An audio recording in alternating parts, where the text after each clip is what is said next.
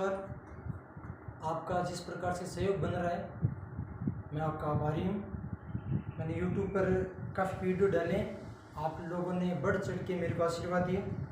इसी क्रम में आप आगे बातचीत करते हैं अभी कि भारतीय संविधान के स्रोत के बारे में। पहले हमने अमेरिका के बारे में अध्ययन किया, बाद में हमने रूस के बारे में अध्ययन किया कि इन दो देशों से हमने ये चीज़ें ग्रहण की है। अब हम बात करते हैं ऑस्ट्रेलिया की। देखो, ऑस्ट्रेलिया के बारे में भी अध्ययन करते हैं कि भारतीय संविधान में ऑस्ट्रेलिया से हमने क्या क्या ग्रहण किया है, क्या अच्छी चीज़ों का हमने ग्रहण किया है और किन चीज़ों का हमने उल्लेख भारतीय संविधान में हमने किया है। ऑस्ट्रेलिया के बारे में बातचीत करते हैं तो हम लिखते हैं कि समवर्ती सूची हमने ऑस्ट्रेलिया से ग्रहण की है। पहले मैं देश का नाम लिख देता हूँ, ऑस्ट्रेलिया। ऑस्ट्रेलिया की बात करें तो मैं एक नंबर पे ये लिखूं कि हमने समवर्ती सूची कहाँ से ग्रहण की है। समवर्ती सूची हमने ग्रहण किया है ऑस्ट्रेलिया से। समवर्ती सूची के बारे में बातचीत करते हैं कि समवर्ती सूची का जो प्रावधान है वो हमने कहाँ से ग्रहण किया है। तो हम लिख सकते हैं कि समवर्ती सूची का प्रावधान हमने ऑस्ट्रेलिया से ग्रहण किया है। 2 नंबर पर बात करें तो मैं ये कहूँ कि संसद की संयुक्त बैठक है, उस संयुक्त बैठक का प्रावधान हमने कहाँ से ग्रहण किया है। तो हम लिख सकते हैं कि संयुक्त बैठक यानी संसद की जो संयुक्त बैठक बुलाते हैं, इन संयुक्त बैठक का प्रावधान हमने ऑस्ट्रेलिया से ग्रहण किया है। तो 2 नंबर पे आगे बातचीत करते हैं। 2 नंबर पर कि संसद की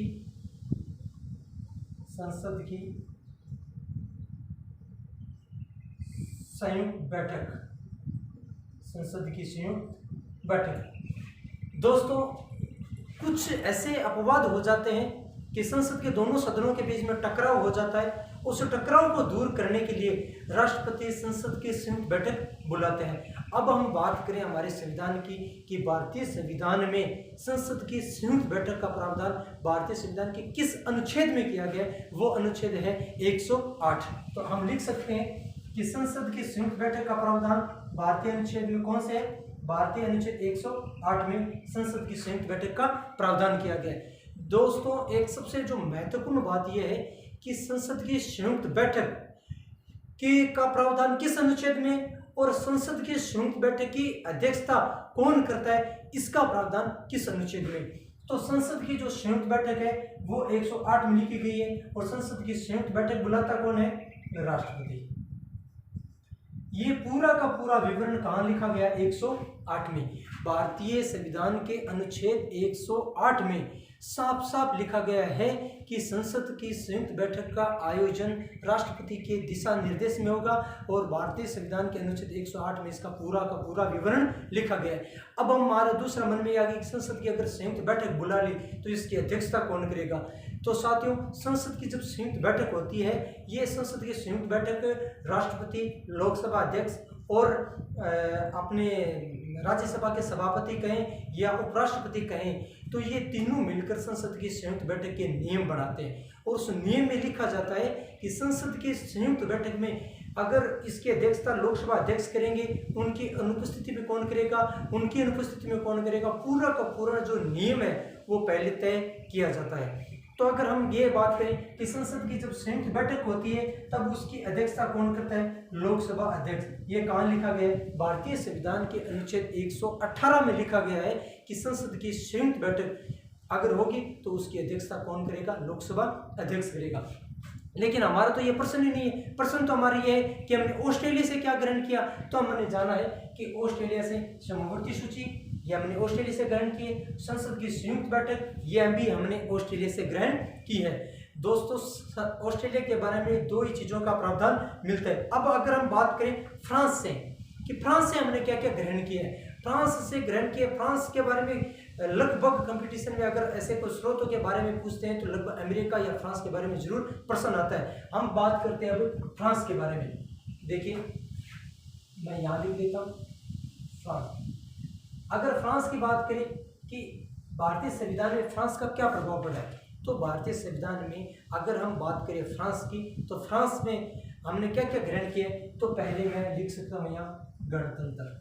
क्या है, गणतंत्र। गणतंत्र जो शब्द है, इस शब्द का उल्लेख हमने जो संविधान में किया है वो कहाँ से किया है, फ्रांस से। आगे हमने किया स्वतंत्रता, समानता और बंधुत्व है।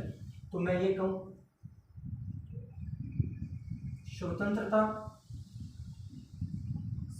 समानता और बंधुत्व।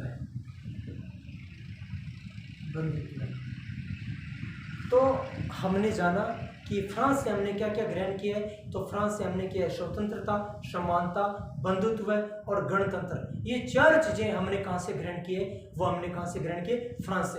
अभी हमने इस क्लास में हम देख रहे हैं कि हमने ऑस्ट्रेलिया से ग्रहण किया समवर्ती सूची, हमने ऑस्ट्रेलिया से ग्रहण किया है संसद की संयुक्त बैठक, और हमने फ्रांस से ग्रहण किया है गणतंत्र, स्वतंत्रता, समानता और बंधुत्व। इसी प्रकार हम एक देश की बात और करते हैं, और उस देश का नाम है जर्मनी। जर्मनी से हमने क्या ग्रहण किया है? जर्मनी से हमने किया आपातकालीन प्रावधान। अगर मैं बात करूं जर्मनी से, देखो जर्मनी देश की बात करें तो जर्मनी देश से हमने किया आपातकालीन प्रावधान। आपातकालीन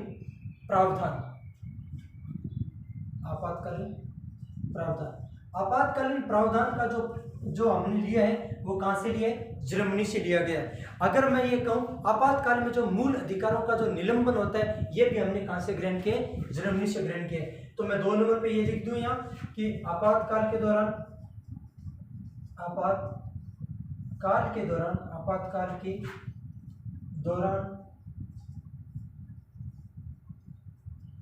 मूल अधिकार का